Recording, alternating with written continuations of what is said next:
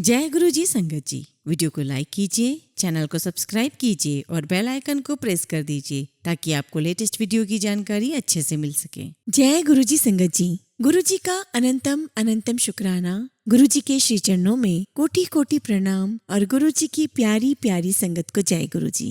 संगत जी, आज का सत्संग बहुत ही सुंदर, बहुत खास है। गुरु जी की प्यारी और पुरानी संगत का सत्संग है। आप सत्संग अंत तक सुने, पूरा सुने और ध्यान से सुने और सत्संग को अधूरा ना छोड़े। संगत जी, आप जानते हैं सत्संग के हर शब्द में गुरु जी की ढेरों ब्लेसिंग्स होती हैं। संगत जी, अगर आप भी अपना सत्संग शेयर करना चाहते हैं तो सुंदर लिखावट में हिंदी में ईमेल आईडी और व्हाट्सएप पर शेयर कर सकते हैं, और अगर आप चाहें तो ईमेल आईडी और व्हाट्सएप पर टाइप भी कर सकते हैं। संगत जी, हमने अपने व्हाट्सएप ग्रुप का लिंक भी दिया हुआ है डिस्क्रिप्शन में। अगर आप चाहते हैं व्हाट्सएप ग्रुप से जुड़ना तो आप डिस्क्रिप्शन में लिंक पर जाइए और ज्वाइन हो जाइए। तो चलिए संगत जी, सत्संग शुरू करते हैं। आज का सत्संग गुरु जी की प्यारी और पुरानी संगत पन्नू आंटी का सत्संग हम सुनेंगे। जय गुरु जी। गुरु जी को बहुत बहुत नमस्कार। संगत जी, आप सब बहुत भागों वाले हो कि आपको ऐसे गुरु मिले हैं, और मैं भी अपने आप को बहुत भाग्यवान समझती हूँ कि मुझे गुरु जी का सत्संग करने का मौका मिला है।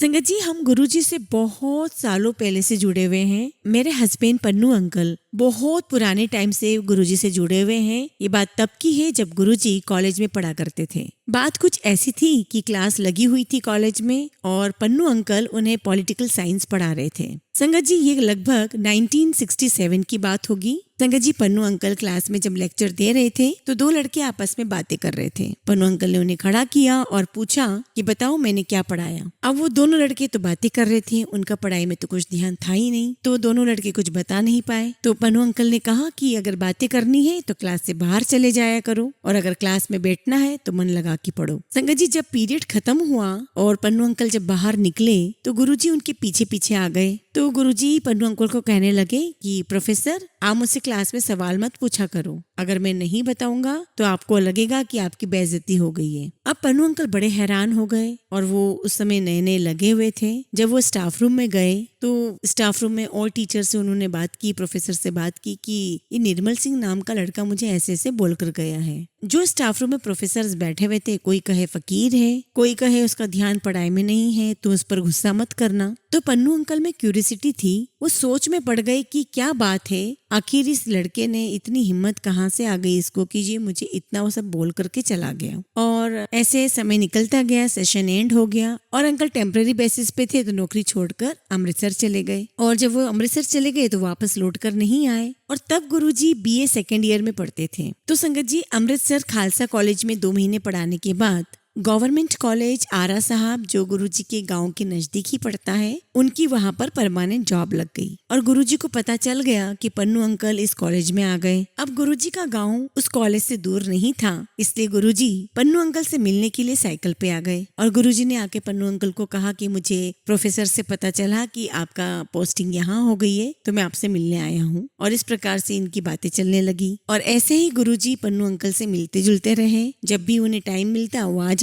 और इसी बीच 1973 में हमारी शादी हुई, और जो ट्रांसफर है वो हमने मलेरकोटला में करवा लिया। अब गुरुजी से मिलना तो और इजी हो गया। गुरुजी ने बीए किया, इकोनॉमिक्स से किया, इंग्लिश से किया, तो आते जाते इनसे मलेरकोटला में मिलते हुए चले जाते थे। हमने मलेरकोटला में एक रेंटेड हाउस लिया था जो बस स्टैंड के पास ही था, और बस ऐसे ही गुरुजी घर आने लगे। तो जब भी गुरुजी अपने गाँव आते थे, मोस्टली संडे को हमारे घर आ जाया करते थे। मोस्टली ऐसा होता था कि गुरुजी सुबह ही आ जाते थे घर पे और शाम तक वहीं बैठते थे। अब संगत जी, संडे का दिन होता है तो बहुत सारे काम भी होते हैं। तो पन्नू अंकल बोला करते थे कि अरे मुझे ये काम है, मैं काम कराऊं? तो गुरुजी कहते हाँ हाँ कराओ, मैं तो यहीं बैठा हूँ। संगत जी, फिर गुरुजी चंडीगढ़ चले गए और वहीं रहने लगे, और पन्नू अंकल फिर उनसे चंडीगढ़ मिलने जाने लगे। गुरुजी चंडीगढ़ में किसी मिनिस्टर के घर पे एक कमरे में रहा करते थे। अब वहाँ पर गुरुजी से कोई एमएलए, कोई मिनिस्टर, ये सब मिलने जुलने आया करते थे। संगत जी, गुरुजी चंडीगढ़ रहे और उसके बाद फिर गुरुजी जालंधर चले गए, और इस बीच हमारा ट्रांसफर भी लुधियाना हो गया और हमें भी बड़ा इजी हो गया गुरुजी के पास जाना। और गुरुजी भी इधर उधर आते जाते हमारे घर लुधियाना आ जाया करते थे। संगत जी, हमें हर समय ऐसे ही लगता था कि गुरुजी अब आएंगे, गुरुजी अब आएंगे। एक दो इंसिडेंट कुछ ऐसे ही हुए।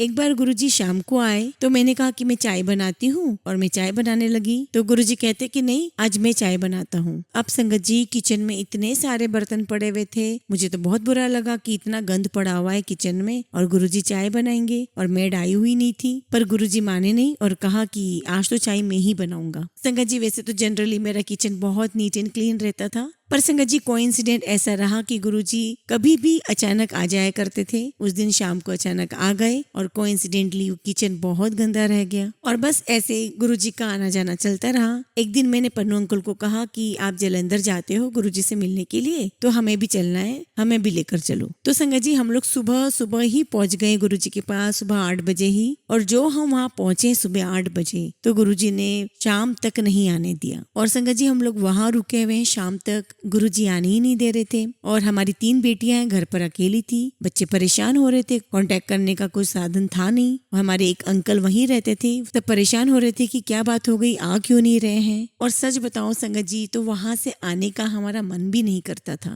संगत जी जलंधर में जो संगत आया करती थी वहाँ पे चाय प्रसाद उन्हें मिला करता था और 12 बजे तक गुरुजी सबको छुट्टी दे दिया करते थे। संगत जी गुरुजी हमें नहीं छोड़ते थे, और रुको करके वो बहुत देर तक हमें रोक के रखते थे। कई बार हम गुरुजी को बोला भी करते थे कि गुरुजी हम चले जाएं, तो गुरुजी कहा करते थे कि नहीं नहीं जल्दी मत जाया करो यहाँ से। और गुरुजी कहा करते थे कि आने वाले समय में बहुत लाइनें लगने वाली है, तुम्हें मौका मिला है तो इस मौके का फायदा उठा लो। अब संगत जी वो सारी बातें याद आ रही है। मैं बाहर निकलती हूँ, आसमान में देखती हूँ, तारों को देखती हूँ तो गुरुजी की बात याद आती है कि तुम लोग मुझे तारों में ढूंढोगे। अब जब ऊपर देखती हूँ तो हर तारे में मुझे गुरुजी नजर आते हैं। पहले गुरुजी का तरीका अलग था, नॉर्मल एक स्टील की स्पून से वो इलाज किया करते थे, फिर पान के पत्ते से इलाज करने लग गए। अब संगत जी मेरी बेटी को बुखार चढ़ता था, तभी हम उनके पास गए थे। इसका बुखार 99 रहता था और हम बहुत परेशान हो गए। हमने सारा इलाज करवा लिया, एलोपैथिक, होम्योपैथिक। फिर हम गुरुजी के पास गए, गुरुजी को बताया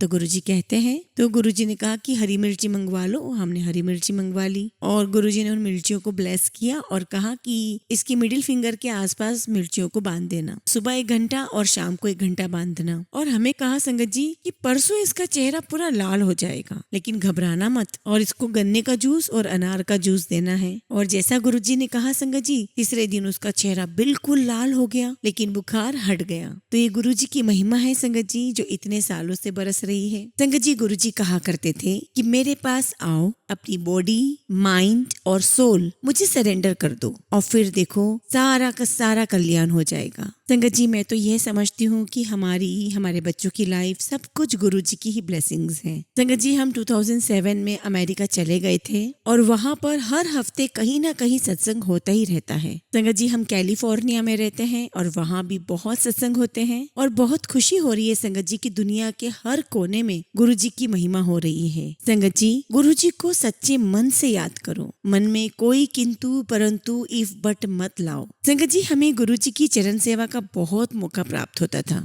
हम सुबह जाते थे और शाम तक वहीं बैठे रहते थे, तो गुरुजी हमें अपनी चरण सेवा के लिए बुला लिया करते थे। और जिस दिन संगत जी गुरुजी नहीं बुलाते थे चरण सेवा के लिए, तो हमें ऐसा लगता था कि आज तो आना हमारा बहुत बेकार हो गया। और संगत जी मैंने देखा कि गुरुजी के जो नेल्स थे पहले बहुत व्हाइट होते थे और मैंने देखा कि धीरे धीरे वो नाखून गुरुजी के ब्लैक हो गए। तो संगत जी एक दिन मैं ऐसे ही उनके चरण दबा रही थी तो मैंने उनके नाखून देखे, तो मैंने गुरुजी से पूछा कि गुरुजी आपके नेल्स को क्या हो गया, काले हो गए। तो गुरुजी कहने लगे कि बहन जी जब मैं ध्यान करता हूँ, संगत जी मैं आपको बता दूं उन दिनों गुरुजी संगत खत्म होने के बाद में गुरुजी ध्यान लगाया करते थे। उनके बेड पे भी मैरून चादर हुआ करती थी, कारपेट भी मैरून होता था, उनकी गद्दी भी मैरून होती थी, उनका चोला भी मैरून होता था। तो गुरुजी कहते थे कि मैं जब रात में ध्यान लगाता हूँ तो मेरे नाखूनों से रोशनी निकलती है और उस रोशनी की वजह से ये काले पड़ गए हैं। और संगत जी मैं आपको बता दूं कि गुरुजी के पूरे शरीर के अलग अलग अंगों से अलग अलग प्रकार की खुशबू आया करती थी। और संगत जी कई बार हमारे घर में गुरुजी की अमृत वर्षा हुई है। मैं अक्सर बोला करती थी कि अरे मैड अभी तो गई है पोछा ओछा लगा करके, ये पानी कहाँ से आ गया फ्लोर पर संगत जी तब अक्ल नहीं थी, हमें नहीं पता था कि ये तो गुरुजी की मेहर हो रही है। और संगत जी कभी कभी गोल्डन और सिल्वर थ्रेड्स बिस्तर पे पड़े रहते थे, तो मैं सोचती थी कि किसके हैं, न मैड के ऐसे कपड़े हैं न हमारे घर में किसी के ऐसे कपड़े हैं, तो ये कहाँ से आते हैं। और संगत जी बच्चे क्या करते थे, उसे इकट्ठी कर लेते थे। तो ऐसे एक बार गुरुजी से बात हुई तो गुरुजी कहते हैं कि मैं आता हूँ आपके घर में और अपनी कई सारी निशानियां छोड़ के जाता हूँ। कहते हैं कि कभी तुम्हारे बेड पर पड़ी होती है, कभी टेबल पर होती है, कभी फ्लोर पर होती है। इसी तरह एक रिसेंटली इंसिडेंट बताती हूँ। मेरी बेटी वर्जीनिया में है और वो डेंटिस्ट है। तो उसके हस्बैंड को थोड़ा टेम्परेचर हो गया और जब वो क्लिनिक गई तो उसने देखा कि उसकी टेबल पर 2 स्ट्रिंग्स रखी हुई थी, 2 थ्रेड्स रखे हुए थे। वो समझ गई कि गुरुजी की प्रेजेंस है ये, तो अब मेरे हस्बैंड ठीक हो जाएंगे। और कभी उसको वो स्ट्रिंग्स घर में मिला करती थी। एक बार हम उसके घर गए हुए थे तो हमने लिटरली वो स्ट्रिंग्स गिरते हुए देखी और हमने गुरुजी की प्रेजेंस फील की है वहाँ पर। तो संगत जी ऐसी मेहर करते हैं गुरुजी, अपने कर्तव्य भी दिखाते हैं। बस शर्त ये है कि आप अपना मन पूरा साफ करके गुरुजी के पास जाओ। बहुत सारी पूजा पाठ करने से कुछ नहीं होता है संगत जी,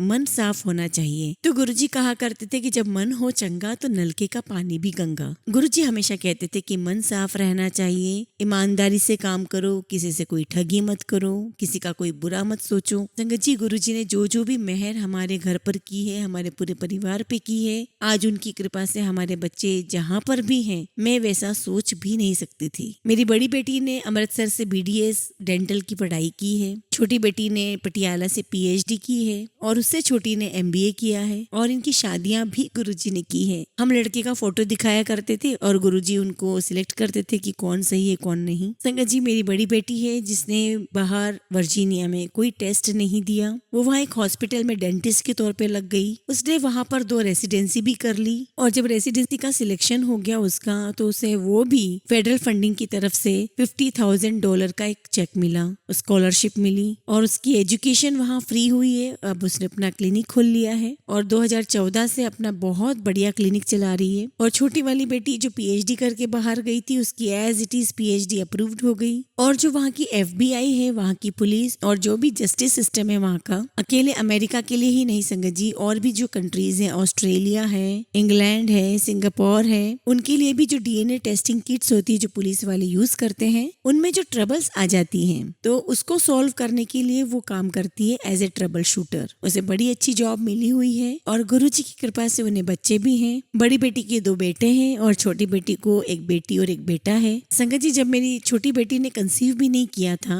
तब गुरुजी ने बता दिया था कि 17 तारीख को इसको बेटी होगी और वाकई में संगत जी 17 नवंबर को उसको बेटी हुई। इस तरह संगत जी गुरुजी हमारा कुछ ना कुछ करते रहे। संगत जी हमारा लुधियाना में जो घर है वो भी गुरुजी की मेहर है। संगत जी पहले हम लोग रेंट पे रहते थे और हर समय चिंता लगी रहती थी कि घर बन जाए, घर बन जाए। एक दिन गुरुजी ने प्रॉपर्टी डीलर को बोला कि पन्नू साहब के लिए बहुत अच्छा घर ढूंढना और गुरुजी ने कहा कि अच्छा घर हो, सस्ता हो और बहुत अच्छी लोकेलिटी में हो। अब गुरुजी ने तो बोल दिया लेकिन प्रॉपर्टी डीलर ने गुरुजी की बात पर कोई ध्यान ही नहीं दिया। फिर वो प्रॉपर्टी डीलर जब गुरुजी के पास 15 दिन बाद गया तो गुरुजी ने पूछा, हाँ भाई ढूंढा फिर घर? तो वो कहता है कि नहीं गुरुजी टाइम ही नहीं मिला। तो गुरुजी वहाँ पर ये बताना चाह रहे थे कि वो जो कुछ बोल देते थे उसे ऐसे बेकार मत समझो और गुरुजी लोगों को कसौटी पे परखते थे। संगत जी हम तो बता नहीं सकते कि हमारे ऊपर गुरुजी ने कितनी मेहरबानियां की। ऐसे एक बार गुरुजी के पास पन्नू अंकल गए और वहाँ पर कुछ आर्मी ऑफिसर्स बैठे हुए थे और गुरुजी आर्मी ऑफिसर्स पर पर्सनल ध्यान देते थे क्योंकि उनका मानना था कि ये लोग देश की सेवा करते हैं, रक्षा करते हैं और इसलिए हमें भी इनका ध्यान रखना चाहिए। तो उन आर्मी ऑफिसर्स को गुरुजी बोलते थे कि ये मिलिए, ये मेरे प्रोफेसर हैं, ये मेरे गुरु हैं, इनसे मिलो। तो पन्नू अंकल ने गुरुजी से कहा कि गुरुजी ऐसे मत बोलो। तो गुरुजी कहते नहीं नहीं मैं सही बात बोल रहा हूँ। अब संगत जी हुआ क्या, इनको एकदम से झंझनाहट सी हुई और बहुत तेज शिवरिंग शुरू हो गई। लंगर लिया और जलंधर में थे तो ऊपर जाकर के बैठ गए। इनके लिए चाय वगैरह ऊपर जाती रही और पन्नू अंकल चाय का प्रसाद लेते रहे। और जब शाम को घर पर आए तो बहुत टेम्परेचर था। तो मैंने कहा कि जलंधर तो जाते हैं ठीक होने के लिए, आप तो वहाँ से बुखार कराए। तो ये मुझे कहते हैं कि नहीं आज तो गुरुजी ने मुझे बुखार कर दिया। तो मैंने कहा कि नहीं चलो कोई बात नहीं, दवाई वगैरह ले लो। तो मुझे कहते हैं कि नहीं मैं कोई दवाई नहीं लूंगा, गुरुजी ही आएंगे और मेरा बुखार ठीक करेंगे। तो मैंने कहा कि अरे क्या बातें करते हो, ऐसे कैसे गुरुजी अभी आपके पास आ जाएंगे? तो बेटी ने कहा कि पापा दवाई ले आओ। तो बोलते नहीं मैं नहीं जाऊंगा। हमारे पड़ोस में एक डॉक्टर रहते थे तो कहती है कि ठीक है अगर आपको नहीं जाना तो मैं पास में जो डॉक्टर अंकल है मैं उनसे दवाई ले आती हूँ। और फिर उन डॉक्टर डॉक्टर ने दवाई लिख करके दे दी और कहा कि इसको स्टोर से ले लो। तो वो एक स्टोर पे गई, वहां दवाई नहीं मिली तो मुझे बोलकर गई कि मम्मी एक स्टोर पे मिल नहीं रही, मैं अगले स्टोर पे जा रही हूँ। और जब वो लौट कर आई तो उसने देखा कि हमारे घर के बाहर 2 गाड़ियां खड़ी है और वो समझ गई कि जरूर गुरुजी आ गए। और संगत जी सुबह 10:30 बजे ही गुरुजी अपनी संगत को लेकर के वहां हमारे घर पहुंच गए। संगत जी हम लोग फर्स्ट फ्लोर पे रहते थे, तो सीधा ऊपर आते ही पन्नू अंकल के बेडरूम में गए और इनकी बाह पकड़ के खड़ा कर दिया। और गुरुजी कहते हैं उठ, क्यों पड़े हो? तो पन्नू अंकल कहते हैं गुरुजी आपने तो कल मुझे वहाँ बुखार कर दिया। तो गुरुजी कहते हैं हाँ हाँ इसीलिए तो आया हूँ मैं, मुझे पता था ये बुखार तुम्हारा दवा से ठीक नहीं होगा, मेरे को ही आना पड़ा इसलिए मैं आया हूँ। संगत जी बस ऐसे ही फेथ की बात है, फेथ रखोगे सब कुछ मिल जाएगा। ऐसे गुरु हैं जिनको हर किसी की चिंता है, कभी वो सपने में आपका ट्रीटमेंट कर जाते हैं। संगत जी एक बार क्या हुआ कि 1999 में मुझे ब्रीथिंग इश्यू बहुत हो गया था। बहुत मुश्किल से मैं डॉक्टर के पास पहुंची और मुझसे सहा बिल्कुल भी नहीं जा रहा था और मुझे बोला गया कि आप इमरजेंसी में एडमिट हो जाओ, आपकी हालत बहुत खराब है। और हॉस्पिटल में इन्होंने फोन कर दिया कि इसे एडमिट कर दो और ऑक्सीजन लगा दो, मैं जल्द से जल्द वहां आ रहा हूँ। अब हॉस्पिटल वालों ने जल्द से जल्द मुझे एडमिट कर दिया, ऑक्सीजन लगा दी और एक हार्ट स्पेशलिस्ट भी वहां पहुंच गया। सुबह मेरे हार्ट की इको की, ईसीजी की और रिपोर्ट बहुत बहुत खराब थी। मेरे हार्ट की फंक्शनिंग सिर्फ 25% थी। तो बड़ी घबराहट हो गई देख करके कि भैया ये 25% से कितनी लाइफ निकल जाएगी। तो बच्चे कहने लगे कि मम्मा घबराने की कोई बात नहीं है, हमारे तो गुरुजी हैं। तब गुरुजी 1999 में दिल्ली आ गए थे और वहां पर हमारे पन्नू अंकल की फ्रेंड की एक सिस्टर थे, तो उनको फोन किया और बिटिया ने बताया कि आंटी आप वहां जाओ गुरुजी के पास और उन्हें बताओ कि मम्मी की ऐसी ऐसी कंडीशन है और उनका हार्ट से 25% काम कर रहा है। और शाम को ही आंटी गए और जाते ही उन्होंने गुरुजी को बोल दिया कि गुरुजी पन्नू आंटी को तो ऐसी ऐसी हार्ट की प्रॉब्लम है। और गुरुजी इतना हंसे, हाथ मार मार के इतना हंसे और बोलने लगे कि उसको हार्ट की प्रॉब्लम तो हो ही नहीं सकती, उसको कुछ नहीं होगा, बिल्कुल ठीक ठाक है। और वहां से लौटने के बाद उन आंटी का फोन आया, बताने लगी कि गुरुजी तो बहुत हंस रहे थे और कह रहे थे कि उसको तो हार्ट की प्रॉब्लम हो ही नहीं सकती। और वही बात हुई संगत जी, तीसरे दिन जब मेरा फिर से ईसीजी हुआ, मेरी रिपोर्ट्स आई, मेरा ईसीजी और इको जब किया तो ईसीजी भी नॉर्मल आया और मेरे हार्ट की जो फंक्शनिंग थी वो 72% थी, जो कि 2 दिन पहले सिर्फ 25% थी। संगत जी ऐसे ही 2022 में मैं अमेरिका गई हुई थी और मुझे वहां पर कोविड हो गया था। कोविड का कोई सिम्टम नहीं था, थोड़ी ब्रीथिंग इश्यू हो रही थी, बेटी को बताया और बेटी फटाफट मुझे इमरजेंसी में डॉक्टर के पास ले गई और सारी टेस्ट मेरी खराब आई, कोई भी टेस्ट मेरी अच्छी नहीं थी। और फिर वही चीज रिपीट हुई, मेरा हार्ट फंक्शनिंग फिर 25% आया और रिपोर्ट के अनुसार मेरी किडनी, मेरे लंग सब कुछ अफेक्टेड हो चुके थे और मेरा ब्लड प्रेशर बहुत हाई था, शुगर बहुत बढ़ चुकी थी। और मैंने बेटी को बोला कि बस अब मैं जा रही हूँ, अब मेरे बचने की कोई उम्मीद नहीं है। और साथ ही साथ मुझे कोविड भी हो गया जिससे मेरी पूरी बॉडी पे अफेक्ट हो गया था। अब डॉक्टर ने मुझे क्रिटिकल केयर यूनिट में भेज दिया, मैं वहां पड़ी हुई हूँ और वहां लेटे लेटे मैं सोच रही हूँ कि ये जो हार्ट वाली बात है कि 25% है, ये तो हो नहीं सकता। और फिर सोचने लगी कि गुरुजी ने मुझे इतना ब्लेस किया है, पहले भी 25% था, फिर गुरुजी ने ब्लेस किया, सब कुछ ठीक हो गया और अभी फिर 25% है, ये कैसे हो सकता है? ये बिल्कुल नहीं हो सकता। वहाँ आईसीयू में ग्लास हाउस होते थे, मुझे ग्लास हाउस में पटक दिया था और डॉक्टर बाहर से मॉनिटर करते थे कि क्या स्थिति है। और वहाँ पर एक हार्ट स्पेशलिस्ट था, वो हमेशा सुबह आया करता था, तो मुझे कहता कि Mrs Pannu we are very worried about your heart, आपकी फंक्शनिंग 25% ही है, let's see how to manage. तो संगत जी तभी भी मुझे वेंटिलेटर पे रख दिया गया था, तो डॉक्टर ने कहा कि आपको घर पर भी हम वेंटिलेटर पे रख देंगे, वहाँ पे सारी मेडिसिन दे देंगे, उससे आपका गुजारा चलता रहेगा। लेकिन संगत जी मुझे पूरा कॉन्फिडेंस था कि मेरा हार्ट बिल्कुल अच्छा है। और कई बार बच्चियां भी बोलती थी कि मिलने तो आ नहीं सकती थी, फोन किया करती थी और बोला करती थी कि मम्मी आपके साथ गुरुजी की ब्लेसिंग्स हैं, आपको कुछ भी नहीं होगा। और संगत जी कई बार मुझे कमरे में ऐसा फील होता था, उस कमरे में सोफे होते थे तो मुझे ऐसा फील होता था कि कोई वहां पर बैठा है और मुझे ऐसा लगता था कि गुरुजी वहां पर व्हाइट ड्रेस में बैठे हैं। अब संगत जी तीसरे दिन क्या हुआ, फिर से सारे टेस्ट हुए और जब रिपोर्ट आई तो Sangat ji don't believe, same history repeat हुई और फिर से मेरा हार्ट फंक्शनिंग 72%। और उन्होंने रिपोर्ट में क्या लिखा संगत जी, उसमें लिखा it's like a young player, her heart is working. तो एक सर्जन वहां पर आया हार्ट का, मुझे कहता अगर आपकी हार्ट की कोई आर्टरी ब्लॉक हो जाएगी तो हम आपको स्टंट डाल देंगे, अगर ये आपका हार्ट स्लो पेस से चल रहा है तो हम आपको इलेक्ट्रिकल शॉक देंगे। तो मैंने कहा कि आप जो मर्जी कर लो, मैं पूरी तरह कॉन्फिडेंट हूँ कि मेरा हार्ट बिल्कुल ठीक है। अब संगत जी 10 दिन के बाद मुझे हॉस्पिटल से छुट्टी मिली। अब सारे उन्होंने टेस्ट कर लिए, फिर भी अल्टीमेटली उन्होंने मुझे हार्ट की दवाई दे दी। और संगत जी वो दवाई खाते खाते जो मेरा हार्ट रेट था वो स्लो हो गया। मैं फिर से डॉक्टर के पास गई। अब उन्होंने मुझे एक और सीनियर डॉक्टर थे हार्ट के, उनके पास भेज दिया। अब वो कहता है कि आपकी हार्ट की सर्जरी होगी। उसने भी सारे टेस्ट करे और जब टेस्ट करे तो उसने मुझे कहा कि आप अपना स्लीप एपनिया का टेस्ट करा लो, आपकी सर्जरी तो मैं नहीं करूंगा क्योंकि आपकी एज भी है और ये सब कोविड की वजह से हुआ है। तो वहां से भी ये सब बोल करके मुझे छुट्टी हो गई और मैंने टेस्ट करवाया तो उसमें इश्यू आया कि मुझे स्लीप एपनिया का इश्यू है। और संगत जी मेरी मेडिसिन चल रही थी हार्ट को स्लो करने की। तो मैं जब डॉक्टर के पास गई तो उसने मेरी दवा 50% कम करके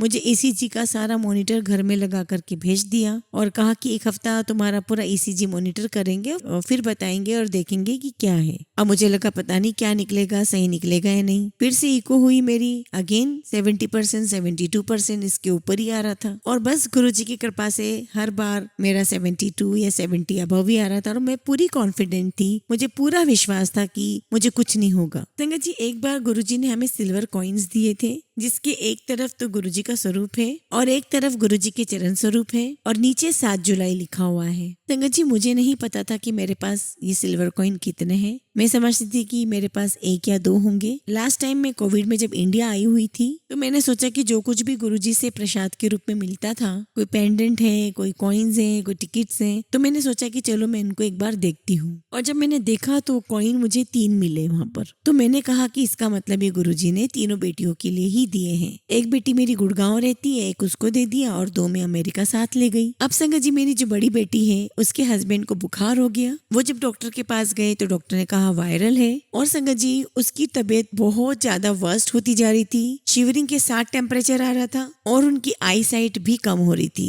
वो बैठे रहते थे तो कहते थे कि मुझे टीवी पे कुछ दिखाई नहीं दे रहा है और बोल भी नहीं पा रहे थे, रुक रुक के बोल पा रहे थे। तो मैंने बेटी को फोन किया कि मैं आपके पास आ रही हूँ कैलिफोर्निया में। और जब मैं उसके पास गई तो मैं गुरुजी का स्वरूप भी ले गई और वो कॉइन भी ले गई। और जाते ही मैंने बेटी को बोला और उसको कॉइन दिया और बोला कि इसका जल प्रसाद बना करके हस्बैंड को दो। और संगत जी मैंने बेटी को कहा कि श्रद्धा पूर्वक, बात श्रद्धा की है। और फिर उसे जल प्रसाद बना करके जल दे दिया। और फिर मैंने कहा कि अब मैं आ गई हूँ तो आप दोनों हॉस्पिटल चले जाओ, क्योंकि बच्चों के पास रहने वाला कोई था नहीं। वो लोग हॉस्पिटल चले गए, वहां पे टेस्ट हुए, ऑल टेस्ट वर रॉन्ग, कोई एक टेस्ट भी ठीक नहीं था और उसे ऑन्कोलॉजी डिपार्टमेंट में शिफ्ट कर दिया। बहुत टेंशन हुई, हम सोच में पड़ गए संगत जी कि उसको ऑन्कोलॉजिस्ट इमरजेंसी डिपार्टमेंट में क्यों भेजा है। संगत जी वहाँ कोई भी ऐसा डॉक्टर नहीं था जो उन्हें टेस्ट करने नहीं आया। और संगत जी जब बेटी और दामाद दोनों हॉस्पिटल जा रहे थे तब मैंने कहा था कि गुरुजी का स्वरूप ले जाओ, गुरुजी को अपने साथ ही लेकर जाओ। और वो जो कॉइन है बेटी ने अपने हस्बैंड के बेड के सिरहाने के नीचे रख दिया। और संगत जी जब भी उन्हें पानी पीना होता था तो बेटी उसी सिल्वर कॉइन से जल प्रसाद बना करके पिलाया करती थी। संगत जी बेटी भी डॉक्टर है तो उसने पूछा कि आप लोग क्या डिसीजन लेने वाले हो, इसको क्या हुआ है। तो डॉक्टर्स कहते हैं नहीं अभी तो इसके टेस्ट करने पड़ेंगे, अभी तो हमें ही पता नहीं चल रहा है कि क्या हुआ है। तो बेटी ने बोला कितनी देर लगेगी सारे टेस्ट में। तो डॉक्टर कहते हैं कि महीना भी लग सकता है। अब बेटी बहुत अपसेट हुई कि ये क्या बोल दिया, महीना भी लग सकता है। तो बेटी कहने लगी कि ठीक है, अगर आप लोग नहीं समझ पा रहे हो, नहीं कर पा रहे हो कुछ, तो मैं इसे मैरीलैंड जॉन हॉकिन एक बहुत बड़ा हॉस्पिटल है, मैं वहां ले जाती हूँ। तो वो कहते हैं कि नहीं नहीं अभी हम देखते हैं। और संगत जी जब उसके बाद सारे टेस्ट किए गए तो सारी रिपोर्ट्स नॉर्मल आई और बेटी का मेरे पास 2:30 बजे फोन आया कि मम्मी हम लोग घर आ रहे हैं और डॉक्टर ने मेडिसिन दे दी है, वही खाना है। लेकिन पहले 5 दिन तो डॉक्टर्स कह रहे थे कि इसका कोई इलाज नहीं हो पाएगा, लेकिन गुरुजी की कृपा से वो पूरी तरीके से ठीक है, कुछ भी नहीं हुआ। और लास्ट ईयर संगत जी वो सारी फैमिली इंडिया आई, मंदिर भी गए गुरुजी के, गुरुजी का शुक्राना करके गए हैं कि गुरुजी आपने हमें दोबारा जिंदगी बख्शी है। तो संगत जी गुरुजी सब पर ऐसे ही मेहरबान मेहरबान हैं और सभी पर मेहरबान रहेंगे। संगत जी बस यही कहना है कि गुरु जी पर पूरी श्रद्धा रखें, सच्चा सरेंडर करें, अपनी श्रद्धा में कोई कमी मत लाइए। आप देखिए गुरु जी कैसे आपकी लाइफ चेंज कर देंगे। बस गुरु जी से यही अरदास करती हूँ कि गुरु जी हमारी पूरी फैमिली को, पूरी संगत फैमिली को ऐसे ही ब्लेस करते रहें। जय गुरु जी, शुक्राना गुरु जी।